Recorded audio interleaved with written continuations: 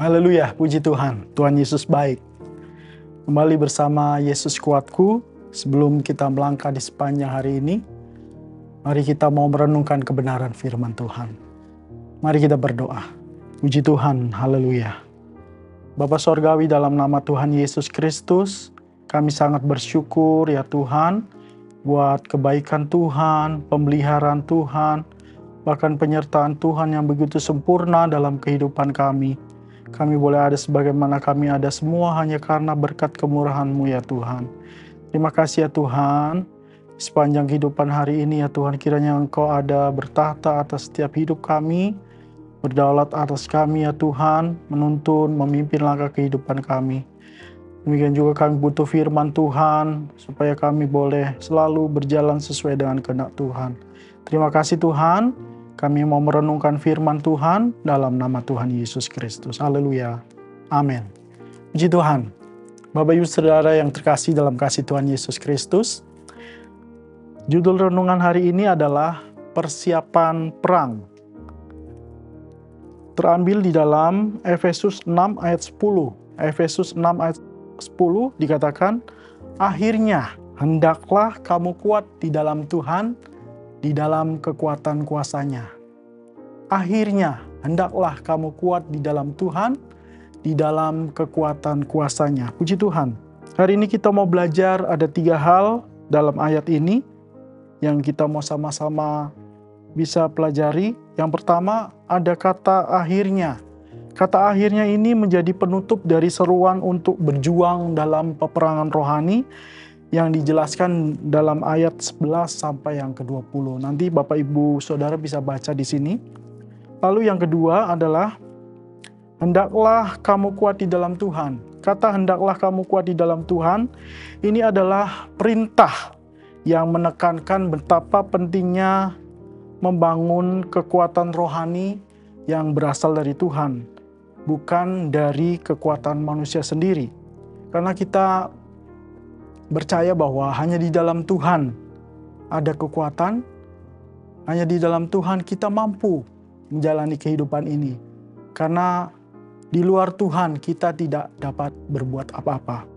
Yang ketiga, ada kata di dalam kekuatan kuasa-Nya. Kekuatan Tuhan ini yang tak terbatas dan inilah yang dapat dipakai untuk melawan kuasa-kuasa si jahat. Karena kita percaya bahwa kuasa Tuhan lebih besar dari kuasa apapun di dunia ini. Kalau kita baca dalam 1 Yohanes 4 ayat 4, 1 Yohanes 4 ayat 4 di situ dikatakan, kamu berasal dari Allah, anak-anakku, dan kamu telah mengalahkan nabi-nabi palsu itu, sebab roh yang ada di dalam kamu lebih besar daripada roh yang ada dalam dunia ini.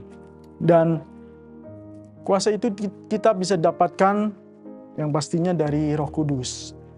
Kisah Rasul 1 ayat 8 di situ dikatakan, Kisah Para Rasul 1 ayat 8 di situ dikatakan, tetapi kamu akan menerima kuasa kalau Roh Kudus turun ke atas kamu, dan kamu akan menjadi saksiku di Yerusalem, di seluruh Yudea dan Samaria dan sampai ke ujung bumi. Puji Tuhan.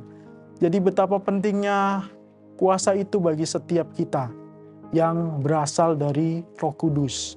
Sehingga kita pun harus dipenuhkan dengan Roh Kudus. Orang yang dipenuhkan dengan Roh Kudus juga harus dipimpin oleh Roh Kudus. Sehingga kita disebut anak-anak Allah.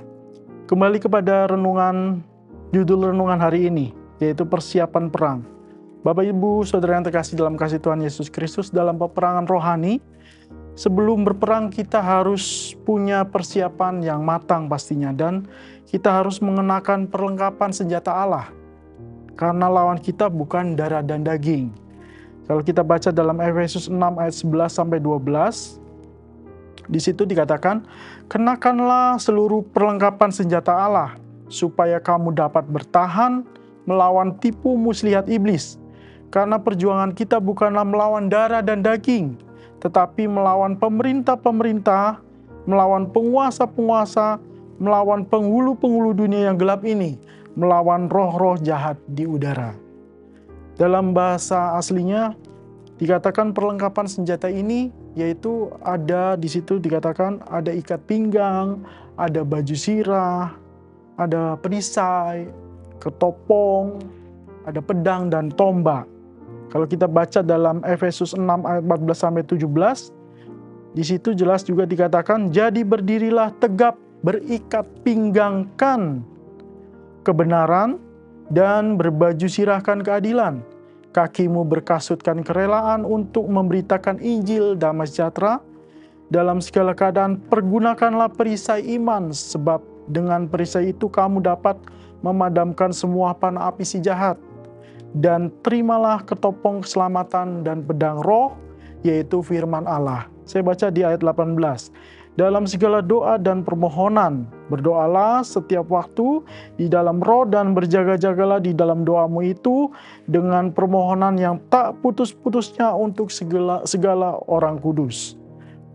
Firman Tuhan dan Roh Kuduslah yang adalah senjata yang kita butuhkan untuk kita melawan kuasa si jahat. Jadi jangan berikan celah untuk iblis masuk dalam kehidupan kita, khususnya di dalam hati kita. Tapi biarlah firman dan Roh Kudus yang ada dalam hati kita, sehingga kita tetap kuat di dalam Tuhan. Puji Tuhan, haleluya. Jadi Bapak Ibu saudara yang kasih dalam Tuhan Yesus Kristus, menjadi kesimpulan renungan di hari ini yaitu bahwa kita dihimbau untuk setiap kita orang-orang percaya untuk bertumbuh dalam iman dengan membangun kekuatan rohani kita dalam Tuhan. Dengan kita mengandalkan kekuatan dan kuasa yang dahsyat dalam menghadapi tantangan hidup dan peperangan rohani, yaitu dengan firman Tuhan dan Roh Kudus ada dalam kehidupan kita. Firman dan Roh Kudus hidup menghidupi kita. Akhirnya, Bapak Ibu saudara kasih, hendaklah kamu kuat di dalam Tuhan, di dalam kekuatan kuasa-Nya. Amin. Puji Tuhan. Tuhan Yesus memberkati kita semua. Mari kita berdoa.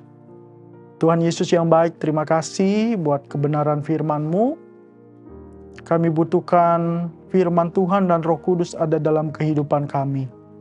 Juga hidup menghidupi kami ya Tuhan, sehingga kami tetap kuat di dalam Tuhan, di dalam kuasa-Mu. Puji Tuhan, terima kasih Tuhan Yesus yang baik. Segala pujian hanya bagi Tuhan. Kami mau melangkah di sepanjang hari ini bersama dengan Engkau ya Tuhan. Roh Kudus pimpin kami, menerangi langkah hidup kami, sehingga kami terus hidup memuliakan Tuhan. Terima kasih Tuhan Yesus yang baik, di dalam nama Tuhan Yesus Kristus. Haleluya. Amin. Puji Tuhan. Bersama Yesus, aku kuat.